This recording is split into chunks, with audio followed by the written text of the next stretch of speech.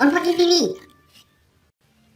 Hello và xin chào tất cả bạn nhỏ thân yêu của All4Kids TV. Hôm nay chúng ta quay trở lại với chuyên mục sáng tạo đồ chơi, và trong video ngày hôm nay sẽ là video dành riêng cho những ai đam mê bộ môn cờ vua. Và đó là món đồ chơi gì thì chúng ta cùng đón xem nhé. Nào đi thôi.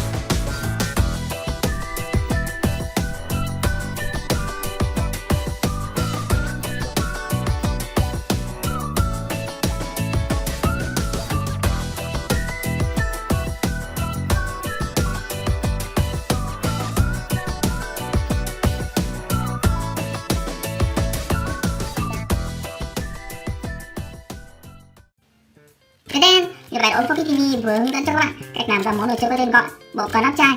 Nếu ai yêu thích bộ môn cờ vua để cùng chơi nhé, đừng quên like, chia sẻ video này cho bạn bè và đăng ký kênh của All4Kids TV. Bây giờ thì xin chào và hẹn gặp lại. Bye bye.